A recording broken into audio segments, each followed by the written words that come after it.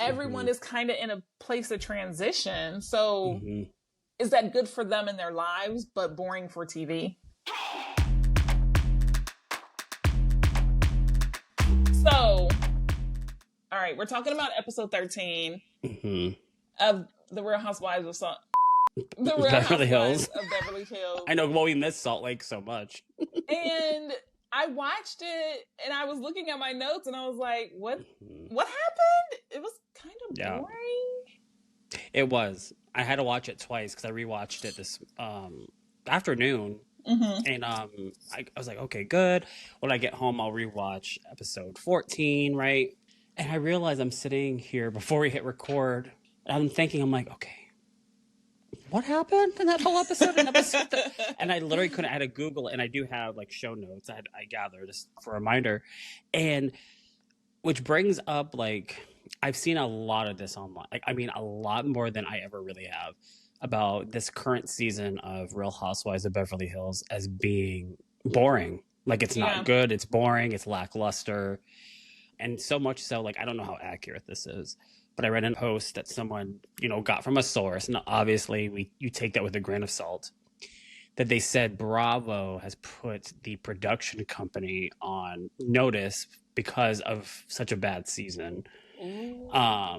And I was thinking about it, and I agree. And then I guess that's the bigger point that I was thinking of. Why can I remember this episode when I watched it twice, but I watched it literally today, so I would be fresh. And I was like, I have felt it's been missing a lot of something, and it has been boring. Yes, I wouldn't say that for every episode, or I'm not going to categorize the whole season thus far as boring. But I have felt like I have been so much more excited with less popular franchises than this whole season. And it begs the question of like, okay, well, why is that? And I just feel like Beverly Hills has always been revered as something that stood out compared to other franchises. They had something that no one else really had. They had this elevation of Southern California and LA and Hollywood and glamour, and it just had that touch of something different. Yeah, all these shows are aspirational, but Beverly Hills, it offers this different kind of wealth, not anyone can just relate to by having money. It's like it's such a specific bubble, right? And they've had so many strong hitters from the beginning. You have the Kyle Richards and the Lisa Vanderpumps and the Lisa Rinnas, and now it's just, I don't know, it's not hitting. And I don't know if it's the cast. Well, yes, it is the cast. Obviously, we can go on all day about Amanda. She was on Carlos King's podcast, and for anyone who doesn't know, Carlos King is mostly known for producing Real Housewives of Atlanta during the good years. He did Jersey for a while. I'm blanking on the shows that he's now working on, but he has a podcast and he has a lot of housewives and stuff on. And she was on, and I didn't watch it, but I saw some clips, and he's like a big fan of hers, it seems like. And one thing I did see, he put like, listen, this whole season, she's the one that's brought the most drama and the most conversation. And that is kind of true. So it's like, without her, what would we be talking about? And that's valid. What, Amanda? Yeah. Okay. What about Rachel? When we talk about Rachel, we're like, all the good stuff, rightfully so. And I think that is her character, if you will, on the show. Yeah. And I think that's good for her. And she's brought something to the show that is much needed and a light to it that we liked. She is a character. Like, she's just so interesting and funny and whatever. But she's not a drama queen. She's not like going to fight somebody. And Amanda, she's polarizing, and she's like, we're all trying to figure her out, and I can't stand her. But when you think about the drama of the whole season, she is probably the common denominator of the majority of it. Besides Kyla and Dorit going at it, it's Amanda going at it with Dorit and Boz and Erika questioning her and Sutton trying to figure her out and all the, you know what I mean? And I can't put my finger on the exact thing. There's several fingers maybe I could put my finger on. It's just not gelling, and it's just, I'm over the Kyle and Dorit of it all. Granted, I had to see it all last season too. I walk away not being like, and I can't put my finger on the exact thing. There's several fingers maybe I could put my finger on. It's just not gelling, and it's just, I'm over the Kyle and Dorit of it all. Granted, I had to see it all last season too. And it's just not, I walk away not being like, I can't find anything interesting about the show. I'm like, yeah, you have to watch this. So let me ask some questions as the amateur, the newbie to the Housewives. I saw two things. I saw an article that was talking about Real Housewives move over. Now everyone is divorced. Yeah, I think I saw that too, yeah. And I was like, well, that's interesting. Yes. Yeah, and that was by a big publication too. Yeah, and I was like, okay, not that they need to retitle the show, but it is a different dynamic when it is people and most of their kids are grown, or they don't want to show them on TV because both parents aren't together and they're not signing off on rights. But also I saw something about Andy Cohen making up with Lisa Rinna and begging her to come back. And I couldn't tell if it was real or not, but what is it that she would bring if you did bring someone back, right? I mean, Erika has had issues, but now she is healing and she's in therapy. And Kyle is still riding this wave of being married but separated. Like, everyone is kind of in a place of transition. So is that good for them in their lives, but boring for TV? That's a good point. And that article was from The Cut, titled "So Long Housewives, Hot Divorces Run, Bravo Now." It literally has Rachel, Zoe, and Kyle as some of the women on there, accompanied by Candy, Bronwyn, Ashley Darby. And I don't know if that thing about Andy Cohen begging her to come back, I'm sure to some degree, yes, actually. I do believe to some point, I bet that is kind of true. She gets that question asked all the time. And I agree. We need Lisa Rinna back. And I don't think it's ever going to happen, mostly because she keeps saying, like, she closed the door and closed the door hard. I would probably imagine now that her book is out, and I guess and I still have to read it, but I guess she's put some juicy tea in there that sounds as if she might not be even welcome back. I don't know how accurate or true that is, but she's iconic. She moves the storylines. And I think maybe that's a big part of it. No one is actually moving storylines. And that is a big part of the show. The hard part about that is, especially with Bravo fans are literally insane. It's like a Swiftie fandom. It's like that level of passion that Bravo fans have, because you don't often find that we all agree, which is whatever. But this happened on Orange County with Tamara Judge, and I'm a big Tamara Judge fan, mostly because she moves storylines. I'll tell you a code word that's often used. Those that move storyline are also framed as pot stirrers. And that, I think, one doesn't exist without the other. I think that is the same combination of things. But the thing is, they come in and they literally do their fucking jobs, which is, I am going to stir the pot enough. We're going to talk about this and we're going to move the storyline along. We're not going to stay here. We're not going to be stagnant. We're not just going to focus on the thing. Beverly Hills is a little different than other franchises where they focus literally on like one issue, but for the entire season. Whereas there's other franchises where we have multiple shit going on throughout the season. Almost every single season since its beginning, it's had one like controversy, if you will, or one big thing that has followed the season. So we're used to that, but at least there is somebody like Lisa Rinna who's been on the show that helps move this along. It's like, okay, if we're going to talk about this one thing, we're going to break it up into segments, but keep it moving. We're not going to stay at the very beginning and just, muster in whatever those emotions are. She moves storyline. And I think that's what the show is realistically missing, is there's nobody that's doing that heavy lifting. I think Boz kind of does that. She's a great housewife, and I would have loved to see Lisa Rinna on the show with her. Boz, it's not that she doesn't move storyline. We are both big fans of hers. It's very strategic, whereas when you want someone moving the storyline, you want them to be messy and pot stirrers. You don't want it to be polished and reckless. Boz does it in a very polished way, which is not necessarily a negative. It's just very like, okay, it's not as exciting. She's a brand. She's literally. So she's gonna move different. Yeah. She's gonna move differently. And it's not, again, it's not a negative by any means. But I need to see that accompanied by someone that's just a mess. Dorit does not move storyline. She's just a mess. I'm sorry. At least she has been the past couple of seasons. She's just, I don't know what her thought processes are, if she even has one. So I think that's the big thing. I feel like if I had to pinpoint the main thing about the season is like there's nobody that's like pushing things along. It's like they're on a float in the middle of the ocean, and they're just kind of like rocking back and forth in the same general area. They're not making their way towards land by any means. Yeah. And that's why it's like, and then in between all that, it's just people raising their voices about really nothing interesting and finding random shit to talk about. It's like, okay, we're still here at the beginning with Kyla and Dorit. We have not evolved whatsoever. Or just when we thought we saw some progress, we seem to always float right back to where we started. And then in between that, we're yelling at Amanda because she's just like brings nothing, in my opinion, other than just chaos, but not in a good way. It's Yeah.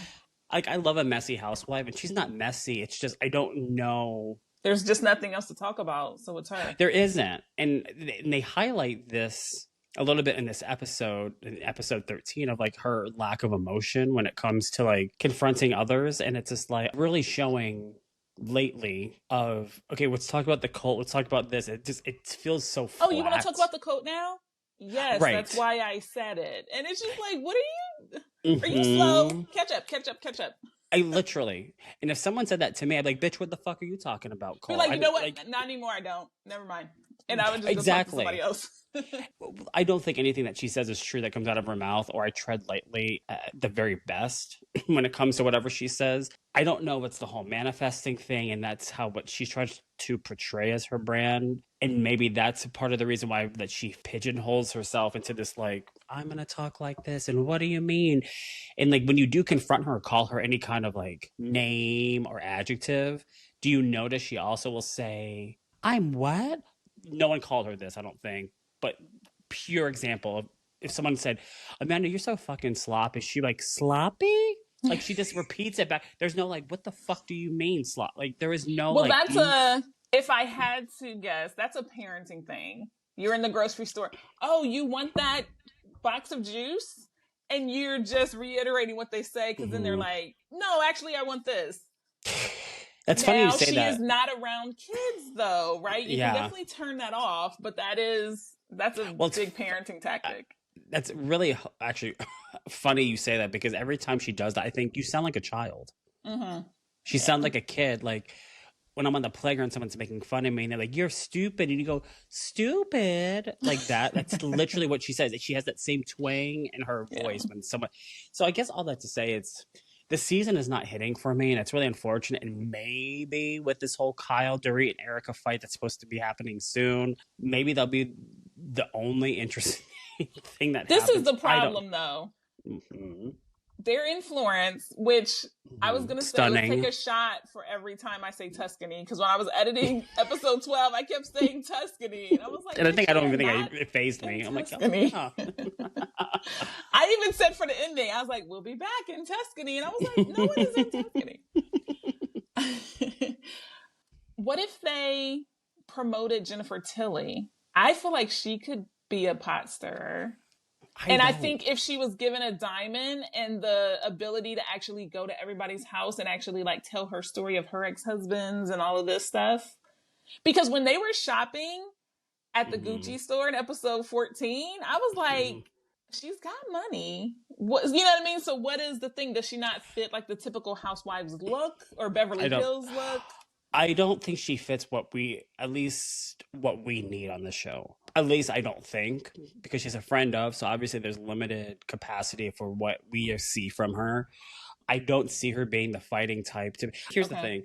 What I would say, and maybe we should do this and review, older episodes with Lisa Rinna on, because then if you watch it, I feel like it makes sense, at least for this franchise. Okay. And maybe it's because the stakes are so high because we had her, and she is iconic. She's one of the best. Love her or hate her, it doesn't really matter. And that's typically what happens with these housewives. Again, going back to the Bravo fans are insane because I was going to mention this before, but I forgot. This is when Bravo fans are extremely frustrating because they'll be so vocal because they'll do something that you don't like, and again, Lisa Rinna, the Tamara judges, it'll be them, and they'd be like, they need to go, they need to be fired, we're done with them, blah blah blah. They do get let go because Tamara on Orange County was fired at one point. She has since been brought back, and she's in the show's way better. than it was without her. But they get fired and then they complain like, no, we need Tamara back. We need Lisa Rinna back. And it's like, well, where was that energy when you all called to say like we needed to fire them? So there's never going to be a win with them. And that's why, no offense, I'm a big, I'm a Bravo fan. I'm in it, but I don't speak in those absolutes because I'm like, especially with these women who, again, love them or hate them, sometimes they can be polarizing at times. They move things along the most crafty and messy, but also cunning way possible, where when you really think about it, they've done nothing wrong but doing their job. And I don't know who that is, but again, because she really set the bar very high. I don't know if that's a brand new person. Well, clearly, maybe. I don't know if anyone has it in them to step up to that. Erika used to be a lot more like feisty, and she's different than she was when first years that she was on the show. And I know people grow, this, that. She's been through a lot of shit, and I still really like her on the show. I could have seen her if you asked me like Erika from like 4 seasons ago. I'd be like, oh, she can do that job. Now I don't think she would even want to. You need someone that's going to want to. And I don't know who that is. I don't see Jennifer Tilly. She's just she's wacky and funny, and she's just pure sunshine that I'm like, I don't know if I want to even see her in that light if she's capable of it. But I don't think that's at her core who she is. And you just need someone that can raise their voice a few octaves, that does not mind putting their foot in their mouth. If that means like, okay, we need to keep this shit moving. We can't stay on mile 1. We have to get up to 12. Because no one's doing that. I think that is really the problem. Gotcha. Yeah, this episode was different. I'm trying to enjoy it. I'm knowing that we're waiting for Dorit to have a fallout with Kyle and Erika, but I'm also like, how many episodes do we still have? This is episode 13. I'm like, what is... I think I really like the chat with Kyle, Sutton, and Boz when they were in the beginning, when they were kind of just talking kind of casually, it felt. I don't know how to feel about Sutton. I don't know. I think the only scene I liked her in was when she was with Erika and Denise Richards was there. And I think I like her kind of as a friend of, because I'm just like, especially for this season, I don't really get it. Yeah, I agree. And that brings up another good point, talking about Erika. I'm going to say the thing about Sutton for this season. Sutton's not someone that moves storyline by any means, but she's definitely put her foot in her mouth a lot. And one could argue that's entertaining. I think she has an uphill battle that I don't know if she's going to be able to overcome. And that is, last season, she was really close with Garcelle. Garcelle's no longer on the show. I'm not seeing people blame her, but subconsciously they kind of blame Sutton. Or not so much maybe blame, but they hold a lot of like, because she doesn't seem very apologetic about it. I mean, when she slightly mentioned it on the show in the beginning of this season, it just didn't seem, it seemed very blasé. It was not like anything interesting. I think people are going to hold that over her head regardless, because I just don't think she was a good friend of Garcelle, and people really love Garcelle. I don't think it was right how she left the she left the show on her own account, but the reasoning why, like how they felt like the cast kind of isolated her in a certain way and didn't have her back, especially Sutton, who was like her best friend since the beginning of them being on the show together. So I don't know if people are going to really enjoy Sutton. Again, this season, she's been boring. Sorry. And she's not a boring person, but she sure as hell has been all season long. And the reason why I say I bring up Erika, for her, I think it's really intentional. Like, okay, I've been erratic in other seasons. It's time for me to be quiet and more demure, maybe a little less poking, a little more softer. And it's one of those things like, well, you want people to grow, and yeah, because ideally, do we want people being menaces to society? No, but this is Housewives. This is a reality show built upon conflict and resolution, and we're not really getting. The conflict is just a bunch of noise, and then there's no resolution, really. Yeah. You still want the entertainment. We still want the entertainment, and she's not really giving anything. And you're right. She feels like a friend of this whole season, because I'm like, I don't remember a single thing you've done all season, actually. I wonder what those decisions are like, because she's so close to Garcelle, and so you're like, let's see what she's like without her. Oh, well, that experiment is done. Yeah. Okay. Literally, right? that's what it feels like. Yeah. Yeah. Even looking at my notes, they're pretty weak. I have the cult conversation and Kathy being the peacemaker. And then we have the opera performance. Loved that. Dorit dodging the conversation with Amanda, which was so funny. I have the same comment for this episode as I have for episode 14, which is, you know me. You and I met virtually at orientation for a job, and then the next day literally met, sat next to each other for 10 months. I am incredibly, incredibly, incredibly kind. I am not nice, though. I am not nice. I am a mama bear. I will cut you or I will just ignore you if there is no vibe or I think you're a user or whatever the reason could be. Yeah. And Amanda does not have that. And I'm just like, it's not even pick me energy. When Amanda wanted a picture with Rachel, because they both had one the same designer, I know, you know she and wanted Rachel that picture dodged so her. bad. And the she wanted it so bad. Are so petty because they kept showing her and she's just like, it's not even that she's not a cool kid. It's just that no one wants to be close to you or associated with you other than Kyle. Watching it on TV, we know that Amanda is kind of off-putting, but literally in person, she is off-putting everyone. And I think that is a very interesting dynamic because you literally see people like being repelled from her. It is. The sad thing is with all that is that gets old really fast too at the same time. And this whole episode had moments of like, oh my God, that was so funny. Oh, that was funny. Yeah, it did. And then they just die off, like, because it's not like, again, because you don't have anything holding your attention through all this. And in regards to Amanda, I'm like, obviously we believe strongly that she is a grifter. She's a scam artist. I don't know what her game is. And her wearing a similar motif as Rachel Zoe, she saw that. I'm like, I need a picture with her because it will legitimize me, not because, oh girl, look at us, we're matching. And it's not funny, girl, come on, let's take a picture. So kudos to Rachel, because I really hope that we didn't see a picture. I really hope like they just there cut was it no out. Picture. I really hope, because I don't see one online that exists. Rachel doesn't play that. And that's what I mean. I'm like, oh, no. Rachel's like, we are not doing this. You and I were somewhere and saw her. Rachel's out. Oh my, can we have a picture? Yes. I believe that. She knows Amanda will post that. In Italy with my bestie, she knows she will not do it right. She knows that, true. Right? Same mind, same print. Like, and Rachel does not play that. She's like, you will not misrepresent me. Rachel doesn't give a shit. She went and sat next to her friend, Natalie. And I was like, okay, man. But the thing is, we have all felt that. Yes. I felt that when I'm in a meeting and you keep talking and you were supposed to stop. And you're like, oh, shit, I didn't stop. When you feel it when you are in middle school and you're like, can I sit at this table? Oh, you're sitting in the seat for someone. You have to do it. But then you also... You can either like decide to not put yourself out there and initiate, or you can say, this is who I am. I am the person who's going to talk to everyone, whether you like it or not. But Amanda hasn't figured that out. She's like, if you give me any bit of attention, I'm going to latch. And that's what she's done with Kyle. And that energy is so, and so everyone's like, I'm afraid if I talk to you for 2 minutes, you're going to latch on me though. I don't, like you go from zero to cult. We don't know what the middle ground is. Yeah. And I will say this in regards to Kyle Richards, who I'm a big Kyle Richards stan. I will die on that hill unless she does something really like disgusting, of course.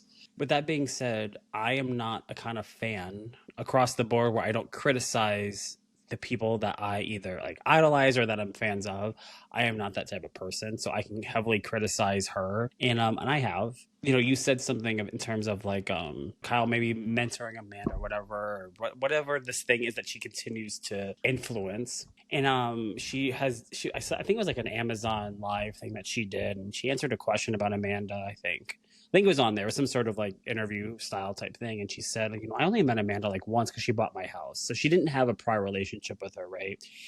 I know a lot of people want to say, oh, so she can, like recruit someone against Dorit and all this kind of stuff. I don't buy it. I don't think Kyle thinks like that. I honestly think it's something like I started this relationship with her, so I have to follow through, and I can't undo it. It's like she, what's the word I'm looking for? It's like she metaphorically signed her name away to like Yeah. be on an Amanda Francis journey on the Real Housewives of Beverly Hills season 15, and it's like, well, I'm I not gonna can't leave you turn on now. exactly. Like she has Just to like her follow with through. Maurice. Let Exactly. me. It's like she has to stay with it, and I think, and I'm the googling her reason sign. Kyle's. Yeah. Oh, that's gonna actually that'll tell us a lot Yeah, it will. because there's something. Or she's the baby child or the middle of the Richards sister. She is the youngest. Okay. She's the baby. Yep. She's like a protector. Yeah. And she is. And here's the funny that you just said that is because that was her relationship with her sister Kim, who was on the show that had she was an alcoholic and all this stuff. And you learn that Kyle like helped pay for a lot of things in her life and to essentially care of her in a lot of ways. And I think like when their mom died, she told Kyle, and Kyle said this on like season 1, she told Kyle like to take care of the family or something, or take care of Kim, something like that. So that does make sense. I think people need to remember that like that is something that she takes very seriously. So I think not only did she like feels like she has to follow through with this relationship with Amanda because she kind of started it, so to speak. Yeah. But I'm sure this whole like, I don't know, maybe because she's the OG of the show. I don't know. She has the longest history on the show. She might feel a responsibility. It's like, okay, well, this person is kind of being introduced as connected through me. So I not only have to live it out, but I need to really hopefully figure out whatever her role is and help influence that in some sort of way and protect that. Maybe not so much her, but protect that because that is who Kyle is. And unfortunately, girl, you need to start getting a little messier or something because it's not working. And I hate when people want to hate on Kyle, but attaching your name to Amanda's, it falls so incredibly flat. And I really hate to see it because I can't be like, well, I'm not going to. And I'll be honest with you, I really, really hate it. And it makes me wonder, and I say this with caution, hopefully, I'm like, I don't know what that means for her future on the show. Well, Kyle Richards is a Capricorn. So January 11th. So is my ex-boyfriend. That's the third Earth sign. So I'm a Taurus, which is Earth, and then there's Virgo, and then Capricorn. I'm a Capricorn moon, which is supposed to be who people meet when they see you. I think I'm this like super chill Taurus. I want to be outside the grass and the birds, but also I will run you a spreadsheet and show up 5 minutes early. That's the Capricorn. Yep, you will. That's how I know you. Ambitious, disciplined, practical, deeply loyal, workaholic, stubborn, responsible leader focused on long-term success, tradition, and stability. And yes, she is the responsible one in the friendship, even if she's the baby. Motivated by status. That's where you're not getting divorced because all your friends are divorced. I'm still married. I don't care if we've never slept in the same bed in a decade. And you said loyal and stubborn. Those are the two that really stuck out to me out of all those. Loyal because she has to stay true. Though I think a lot of people would disagree maybe, but I think look at it from a different angle. And loyal to the show. Like I think you said traditional on there. These are just traits, right? And I think about it in the context of the show and into this business, but also be flexible with really like open up your mind of like, look at all the different angles of what that could mean when I say she's loyal and she's traditional and she is stubborn. It's like when you really status in it for the long haul. All accurate if you really think about it in different ways. I'm not saying this is her show. She said that, but I'm going to say it. This is kind of Kyle's show. She's the only original on there. She's one of the longest. I think she is the longest. Well, she is the longest consecutive Housewives in Housewives history. They said now that New Jersey is coming back. I was going to say, that now that Teresa is officially coming back, not because she ever left the show, because they just paused the show. So that will make them two tied. So it all kind of makes sense. Loyal to the show, the brand, the status, again, if you will. And I don't think it has much to do with Amanda, but Amanda's really just the vessel. She's the vehicle in this. Kyle is who Kyle is, and she has not changed much since the show in terms of like how she presents herself. Granted, with all the different like things that's happened in her life, she's still very consistent to who she is. Her life might look different, but how she navigated is exactly the same since season 1. I think, Kyle, if you're going to continue to do soul searching and deep dives into yourself and reflection and all this kind of stuff, great. I think it's time to bring out the big guns and be like, okay, and take back the narrative, because so many people, I really do feel this way, are trying to take that away from her, and then don't want either Kyle on the show or for her to be the quote unquote star, if you will, or whatever.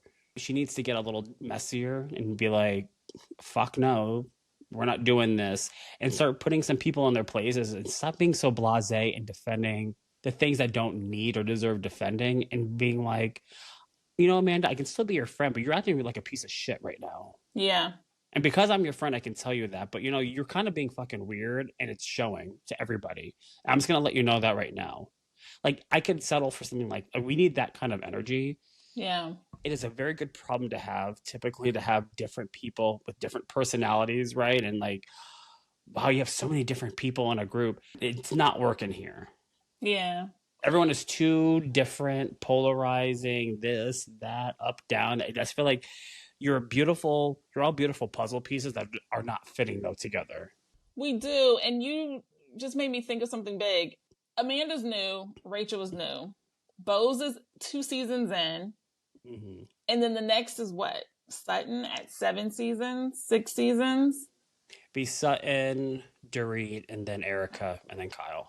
Is it possible that they are so established they can't be reckless? Like, they are such names that they literally don't have that like carefreeness about them anymore, because they are the show. Like, that's got to be a lot of weight. I don't know. I would probably think the opposite. Of, you would feel more freedom. It's like, because if you do that, you're more of a flight risk than you are valuable, because it's like, I know I hate saying it this way because it makes it sound like I want something inauthentic, but you're not changing for the better of the show, which you might be a good human being in the world or doing a lot of work on yourself, does not mean everyone needs to be on reality TV. You might be good. It might be good for you, which might be a sign that like maybe you're not needed here, because we need to see people that can evolve while also still being. When I say reckless, I don't mean quite literally like offensive, but I just mean like say what's on your mind. We don't need polished versions of everything. Yeah. So I would maybe even argue the opposite. That the longer you're on, the more freedom I would think that you would have, because you're like, okay, I know this game, I know how to play it. So I feel a lot of comfort in just being whoever that I am, however that might look at any given time. I mean, they all have changed. Like, Dorit is entertaining, don't get me wrong, but again, it's like, if we're just going to see Kyle and Dorit go at it over the same thing, it's like y'all are not seeing eye to eye, and none of you are budging. So I don't want to keep watching this. That's such a good point, because even in this episode, the highlight was Dorit being late. Oh, are we going to get to go to Boz's surprise? Because where's Dorit and where's this? And that actually, we've talked about that for a couple episodes now. Who would have thought tardiness would carry 3 episodes? That proves that that's been carrying her. Yeah, that's been carrying her since her first season. That she's always late. And now it's become, and here's the thing, I do find it really annoying. They are definitely highlighting it a lot this season in terms of it being a focal point rather than just like a okay, like whatever. And I think Dorit was watch What Happens Live recently, and Andy was like, I mean, are you aware like that's not a good thing? And she's like, yeah, like, I mean, and then the crowd laughed or whatever or something, and I'm paraphrasing, of course. Needless to say, it has always been a thing with her, and they're definitely doing a job at highlighting it. And here's the thing, I agree. I'm like, I think you're so fucking rude that you just are so fucking late to the point where it's disrupting the flow of the evening. With that being said, though, I hate late people like that, but it's nothing new. And even that's kind of falling flat for me, because she's always been late. For seasons now. I can name like her meeting with Teddy Mellencamp and Teddy's first season, and Teddy, there's a meme of just Teddy sitting at the table and Dorit like never shows up, and she's literally waiting, I think it was like a couple hours, and she doesn't show up.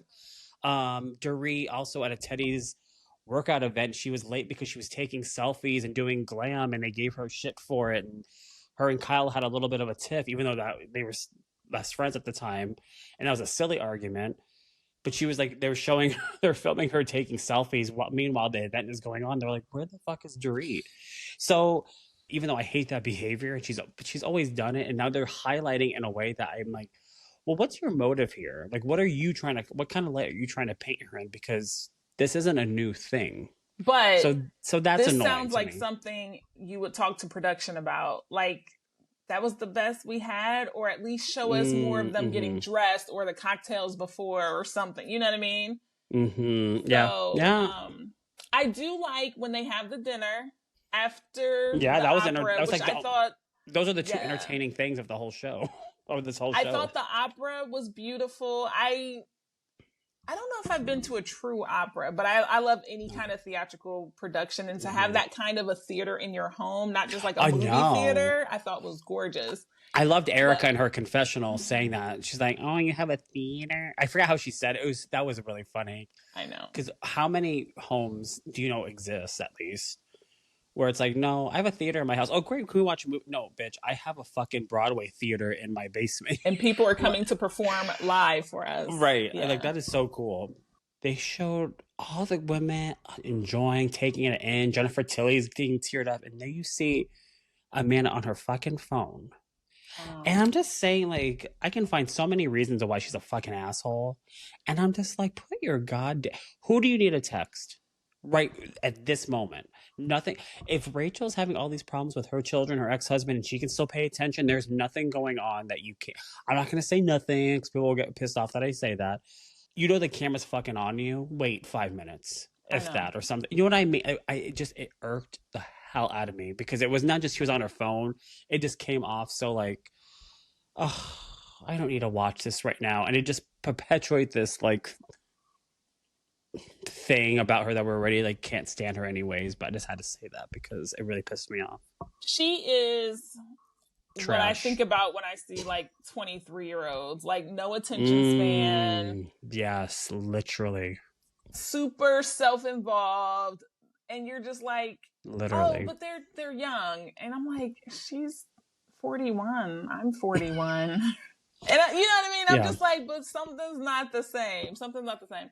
Do you think she sat there and thought, and I really kind of believe this too, she thought, obviously knowing the filming, blah, blah, blah, she's like, oh, I know. I'm going to be on my phone and text because I'm a very important businesswoman. And that's exactly how this is going to come across.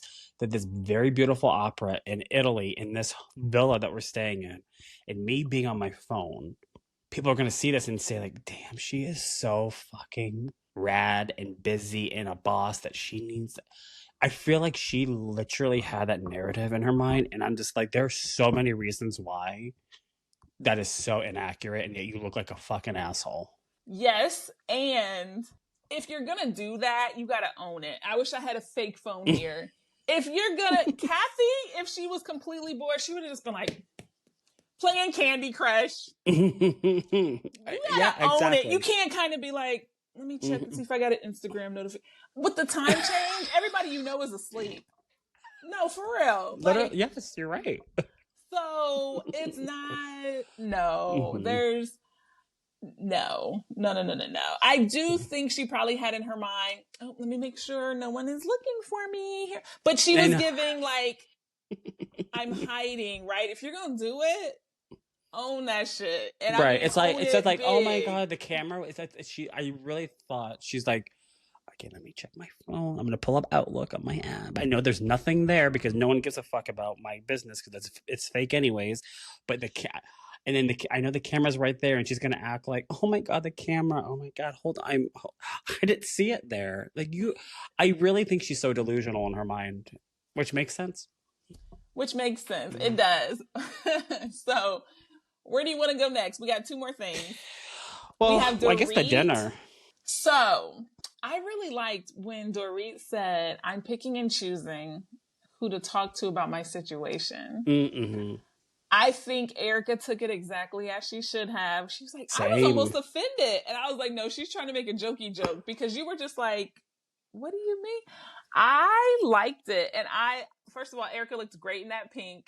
I know. But she's just like, what are you talking about? What about this? What about that? And it gave me a flashback to earlier in the season where something happened and Kyle was like, you didn't tell me that yet. And she was like, oh, hadn't seen you. But you don't get that here. You get, I'm picking and choosing who I talk to. And you're just like, oh. So, yeah. Well, I'm going to give you an example of something. Kyle did not do it in the way. Kyle actually did it as like a fawn, like in the woods. Like, I read this article. Tell me more. Lisa Rinna, a Tamara Judge, a storyline mover, pot stirrer would have been like, so, I read online that you had dinner with PK. What's that about? That's pot stirrer. The tone is different. It's not me going, oh my God, like a pot stirrer would have heard that and had that in their pocket and be like, quiet dinner. They're all cutting their steak or whatever. And be like, so Dorit, I know you haven't been in good terms with PK. I heard you all had dinner. I read it online. What's that about? Like, that is a pot stirrer moving a story and owning it. And owning it. Kyle literally brought it up, like how a friend would call me, like, oh my God, Dominic, I just read this online. Is this true? Like, oh my God, is everything okay? The tone, two different things. Okay. But I just want to say, like, that, so it's just a pure example of like what the show needs. It's someone like that needs to bring that up to be messy, not, oh my God, I'm so concerned. That would have been a situation. Okay. At least at this point still, remember, Erika and Dorit are still like besties. I don't know. I didn't look at anyone else's reactions, but I guess it was kind of a nice moment, I suppose, before everything erupted, but between Kyle and Amanda, because that was the only interesting part about this whole episode was that. And Kathy jumps in and she tells her to loved leave the room that when she's talking to Amanda. I loved it. Like that. So who started that? This whole thing, like, Amanda, do you have some, like, how do you feel? Like, I don't know how I can't remember how it started. That they got Somebody says they see it, but maybe Sutton. I think you might be right because they roomed together, which I still think is now more calculated than ever. I don't think it was like, I want to be nice. I'm like, as the episodes are continuing on, I'm like, you have something up your sleeve, I think. Yeah, and so she asked her about it, and she was like, yeah, I saw that you guys how's it going? And she was like, it was good. And I was, please don't tell me you're reconciling, please. Because I had to remember, though, I was like, they haven't told the kids, or they're telling them in however way they want to, right? That back and forth is cute for the adults. It would be very not cute for the kids. Excuse me, for this to be my only season of seeing Dorit, I like Dorit. I really do. And I can see why you would feel that way. Yeah, we went to dinner. You know, we have things to talk about. Even from all the stuff you've told me, we were in love. We have great love for each other. We've had 2 kids. We can still have dinner, right? We're not enemies. The last episode, you had your jump scare where PK was on the FaceTime call. So it's like, I like that. And I like that the whole narrative and story of her bashing him or not bashing him doesn't actually change their actual relationship because they still have their own relationship outside of being on this show. And I like it. I love a good secret. I love a plan that you've had on your own. Like, yeah. I didn't care about it because I just didn't think any of it was interesting. And that's a sad truth. The only thing I found interesting was Amanda and Dorit. So here's the thing. Let's just get into the whole cult of it all, because obviously Amanda was like, let's talk about it with the cult. Dorit, Googling and deep diving with her, and Amanda was like, so what prompted you to look at like 300 and whatever like posts you got to like the cult one? And Dorit's like, I think this was a little shady. I don't know, intentionally, and I think it was intentional. And then she's like, well, you said you sold hundreds of thousands of books, and so I wanted to find out more. You type in Amanda Francis cult, that doesn't come up, and Bo's like, yeah, it does. Yes, it does. And I'm it like, sure yeah. does. I'm like, I even did it. And I don't know if it's because now that would make sense now if you type that in, because of course now the show's airing. At that time it wasn't. And Dorit's so funny. She's like, you should actually find that flattering because I don't Google anybody. And I'm like, okay, that's right. That plus, yeah, I went to see if you sold all these books because you were such a wet blanket when I said I got a book deal. Exactly. And I'll be fair. Exactly. There is a lot of stuff I want to do. And Amanda has thrown stank on it. I have read books by published authors who say, write blog, put them together as a catalog, there's your book. Carrie Bradshaw literally had newspaper article after article after article put it together. That's her first book. All of a sudden now I'm just like, is that the easy way? Is that the silly way to do it? And I'm like, no, you cannot let Amanda put her stank all over it. Yeah, no. Because we're not you do gonna have excuse a catalog of stuff. Yeah. If I have to publish the first book for y'all to get my name, I literally watch these episodes and I'm like, Kyla, you do what you need to do. Don't worry about Amanda. Because she takes things and she makes it seem like she's the only person who's ever done them. Literally. And she taints everything. It irritates me because I'm just like, it just makes me so mad. But yes, Amanda Frances does come up. We have a screenshot of her when she used to sell those mugs that said cult leader and manifester. That part.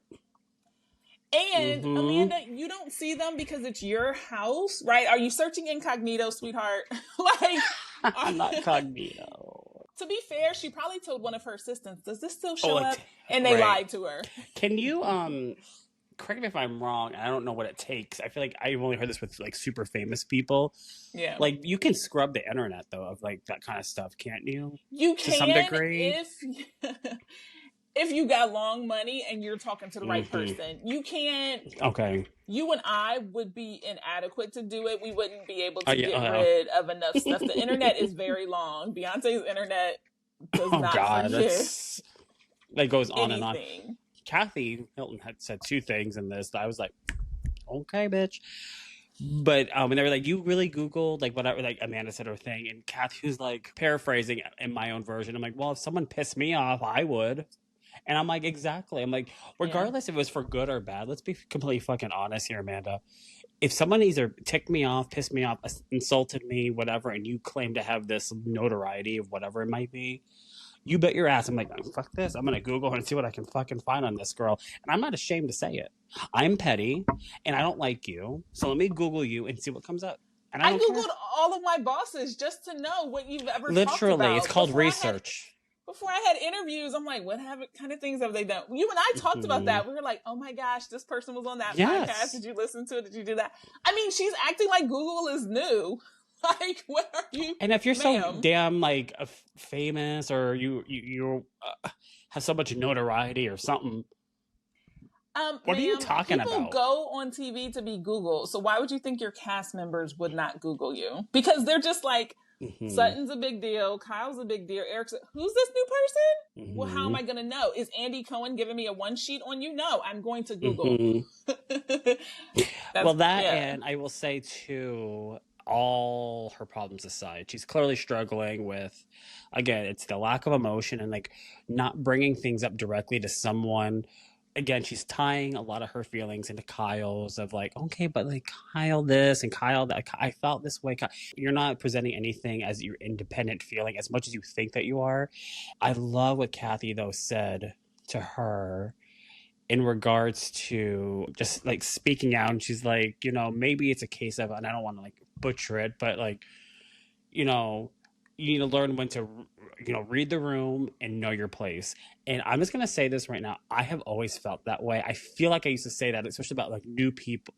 I used to say that new people at the job that we used to work at together. I would hate when people would come in brand new and they act like they've fucking been there 10 years and like, oh, this and that. And I'm like, you need to earn your spot to say shit like that. So you need to read the room and know your place. That doesn't mean you don't get to have a voice. It just means you don't get to come in and act like you're a veteran employee around here.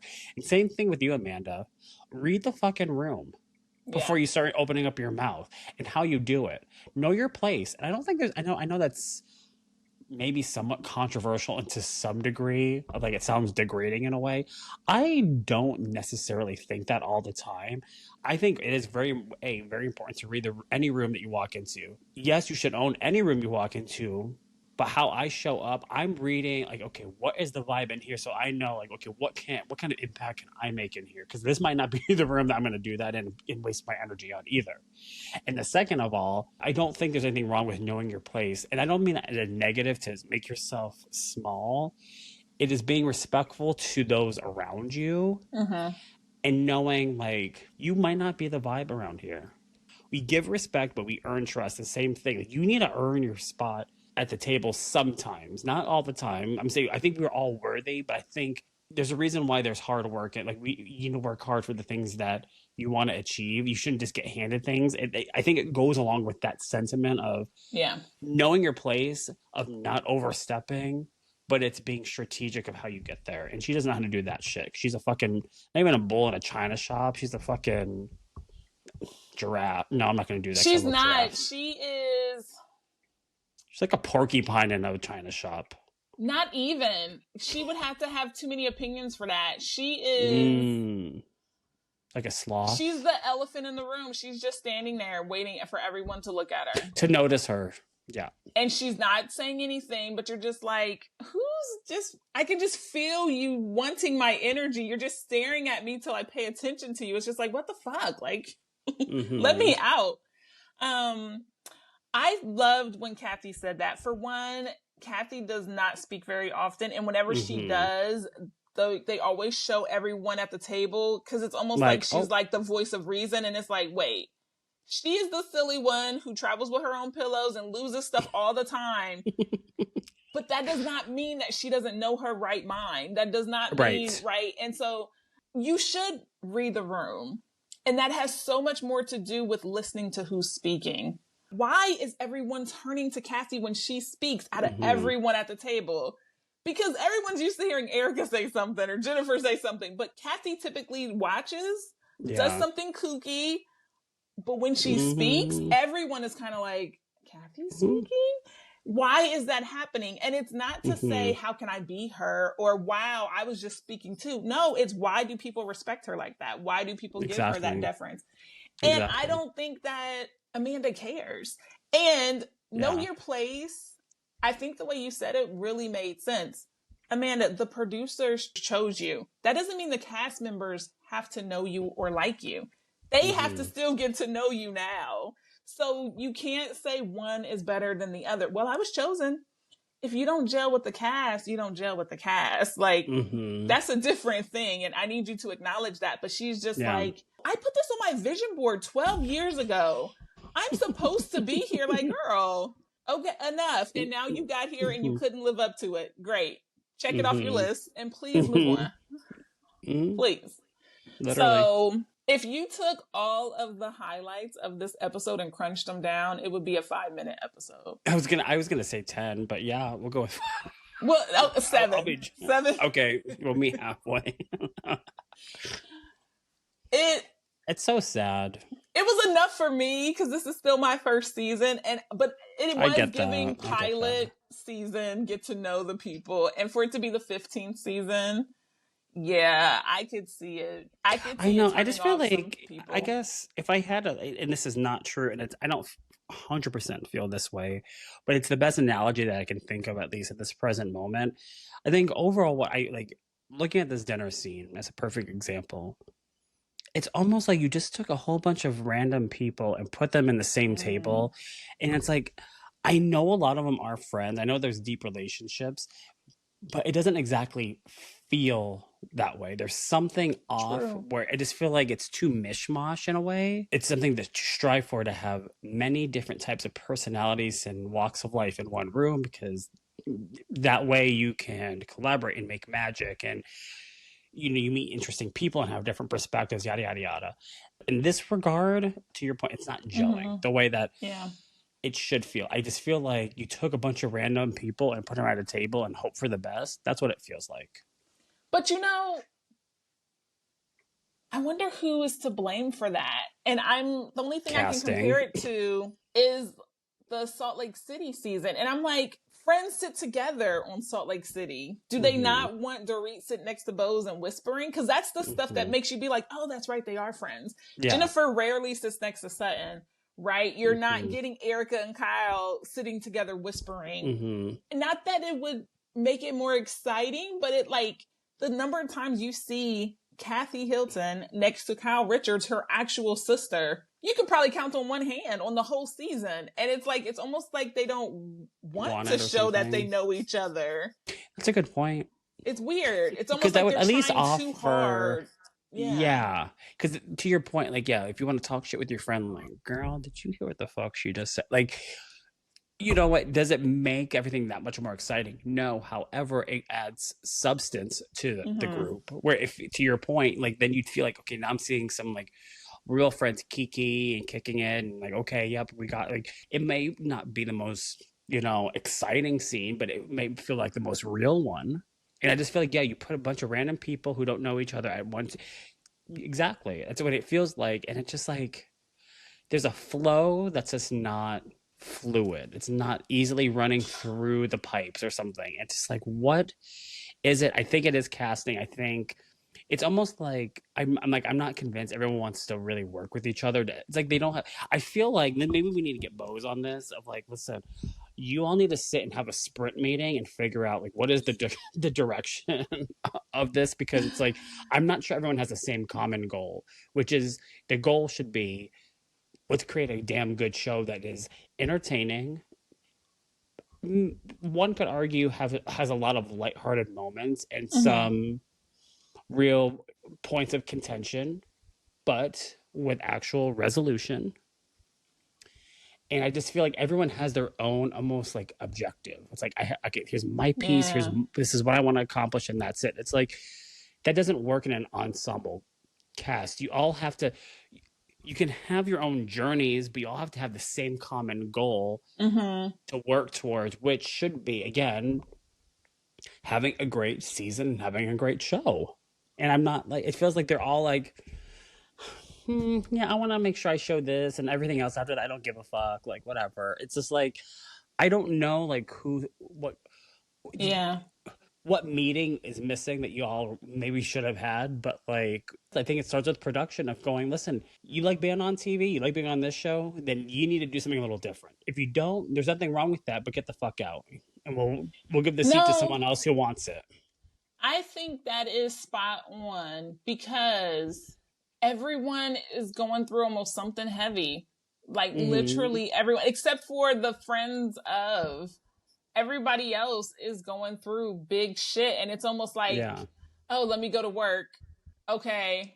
Oh, cameras are Yeah, down. All right, exactly. let me go back. You know what I mean? And it is Exactly. Clock in and kind of clock out. heavy like that because Kathy, like Natalie, like Jennifer, but they're also friends Mm-hmm. of everyone who's actually in it. Everybody is going through, and even though Amanda's stuff is like silly, and we were talking about it with the wedding planning, she's always got that shit running through her head. And then, yeah, it is almost This like everyone is preoccupied, and there's like no fun. And even when you look at the season, the funnest thing they did was the speed dating, and they all came in black like it was a funeral. There mm-hmm. need like a little That's a good fun. point, because I can't remember the last time. Like, oh my god, that was so funny, that episode. Like, that was a funny, like, oh my god, what was that?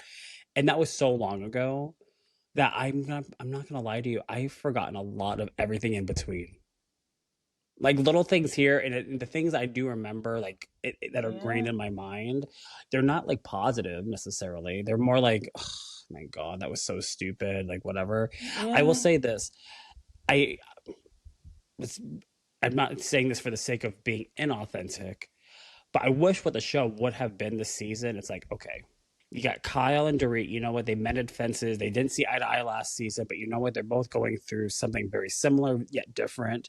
And then you have Rachel going through something very similar as Dorit. They're all going through separation slash divorce, something moving on of the relationships. I would have loved to see a united front with the three of them being like hot, sexy girls and dating and having fun and going out dancing and being funny. Those three girls, you could have Boz on here moving storylines and kind of keeping people in check here and there. You could have had Sutton being kind of like a crazy ass mess and just saying like off the wall things, but still kind of like frustrating yet kind of like, oh my god, that's so entertaining. And you could have Erika out here being kind of a feisty bitch and just being fabulous. And then Amanda, if she had to be on the show, could just be this like kooky ass bitch where they're all just like, who the fuck invited her to this party? And that would have been a stellar show. And it wouldn't have to Yeah. mean like they all had to get into some big ass fight.